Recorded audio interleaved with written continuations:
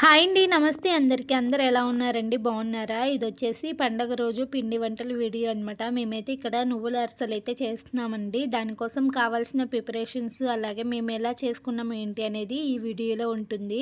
Video ఎక్కడ skip చేయకుండా చూడండి. వీడియో నచ్చితే లైక్ చేయండి. మన ఛానల్ని ఫస్ట్ టైం ఎవరైనా చూస్తున్నట్టయితే సబ్స్క్రైబ్ చేసేసుకోండి. ఇంకా ఇక్కడైతే మొదలు పెట్టేస్తున్నామండి పిండి వంటలైతే. ఇంకా ఈరోజు మొదటి రోజు అనమాట. అరిసెలతో అయితే స్టార్ట్ చేసేసాము. ఇంకా అరిసెలకైతే ముందు మనకు కావాల్సింది బెల్లమే కదండి. ఇంకా కొంచెమే ఉంటే మనం తురుముకోవచ్చు. మనం కొంచెం పిండి వంటలంటే పండక్కి కొంచెం ఎక్కువ క్వాంటిటీలోనే చేసుకుంటాం కదా. దానికోసం మనము ఇలాగ బెల్లాన్ని ఒక రాయి అలాంటిది తీసేసుకొని ఇలాగ మొత్తం కూడా నలక్కొట్టేసేసుకోవాలన్నమాట. ఇంకా అలాగే పిండి అనేది ముందు రోజే మనము బియ్యాన్ని నానపెట్టేసుకొని వాటిని వాటర్ అంతా వడగట్టేసుకొని మిల్లుకైతే ఆడిచ్చేసుకొని పిండి అయితే రెడీగా ఉంచేసాము. ఇంక ఇక్కడైతే పొయ్యి కూడా వెలిగించేసామండి. ఇంకా 1 బై 1 ప్రాసెస్ అయితే చేసేస్తున్నాం అనమాట. ఇంకా ముందుగానే కావాల్సినవన్నీ కూడా రెడీగా పెట్టేసుకోవాలండి. ఇంకా బెల్లాన్ని అయితే నలక్కొట్టేసాం కదా, ఇలాగా వెడల్పాటి గిన్నెలోకి అయితే వేసేసుకోవాలన్నమాట. ఇంకా ఎందుకంటే మనం కలపడానికి కొంచెం టైం టేకింగ్ అనమాట. అందుకనేసి ఇంకా ఒక చిన్న గ్లాస్ వాటర్ అయితే వేసేసుకోవాలండి. వాటర్ వేసేసుకొని ఇంకా ఆ బెల్లం అంతా ఉండలు లేకుండా చక్కగా కలిపేసేయాలన్నమాట. మనకి పాకం అనేది రెడీ అయ్యేంత వరకు కలుపుతూనే ఉండాలి. ఇంకా మనం ఇలాగా పాకాన్ని అయితే అప్పుడప్పుడు మధ్య మధ్యలో చెక్ చేసుకుంటూ ఉండాలి. ఈ ఆంటీ వచ్చేసి మాకు పాకం ఎప్పుడైనా తరే చేస్తారండి. చాలా చక్కగా వచ్చేస్తుంది అనమాట పాకం అనేది. మనం కొంచెం కొంచెం అయితే చేసుకోగలుగుతాం, కానీ ఇదైతే ఎక్కువ పిండి కదా, ఆంటీ అయితే చక్కగా పర్ఫెక్ట్గా చేసేస్తారనమాట. మమ్మల్ని కూడా నేర్చుకోమంటున్నారు, చూస్తున్నారు కదా.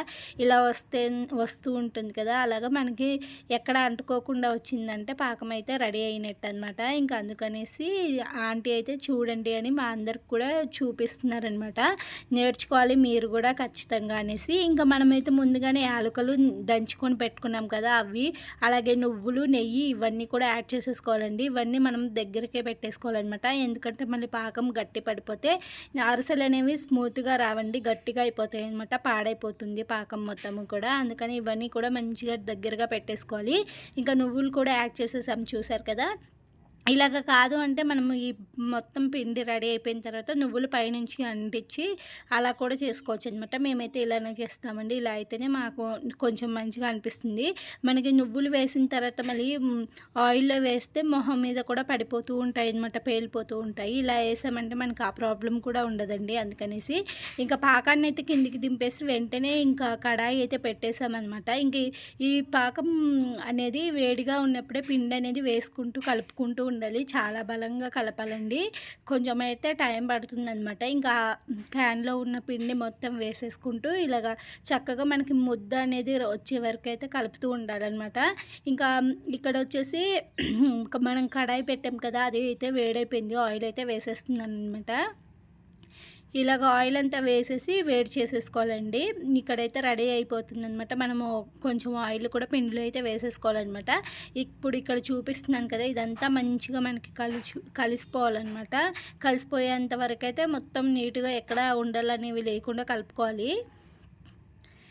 చూసారు కదా పిండి ఎలా రెడీ అయిపోయిందో, చక్కగా కలిసిపోయిందనమాట. ఇంకా ఇలాగ మొత్తం కలిసిపోయిన తర్వాత మనమైతే దానిపైన మూత పెట్టేసుకుందామండి. మూత పెట్టేస్తే మనకి గట్టిగా అయిపోకుండా ఉంటుందన్నమాట పిండి. ఇంకా నూనె ఆయిల్ కవర్స్ ఉంటాయి కదా, అవి అయితే తీసుకొని ఇలాగ నాలుగులాగా మంచిగా కట్ చేసేసుకోవాలండి. 4 భాగాల్లాగా కట్ చేసామంటే మనం ఇప్పుడు అరిసెలు ఒత్తడానికి మంచిగా యూజ్ అవుతుందన్నమాట. ఆంటీ అయితే ముందైతే దిష్టి కోసం అయితే వేసేస్తున్నారనమాట. మనం ఇలాగ పిండి వంటలు ఎప్పుడు చేసుకున్నా మనం పెద్దవాళ్ళు చేసేదే కదా. ఇంకా దృష్టి కోసం ఫస్ట్ ముద్ద అయితే తీసేసుకొని ఆయిల్లో వేసేసుకొని ఫ్రై చేసుకొని ఇంకా ఒక పొక్కరాయి పైన పెట్టేసి ఆ తర్వాత మనం నిప్పులోకి కూడా అగ్నిదేవుడికి కూడా ఒకటైతే వేసేసేయాలన్నమాట. అదిగోండి వేసేస్తున్నాము.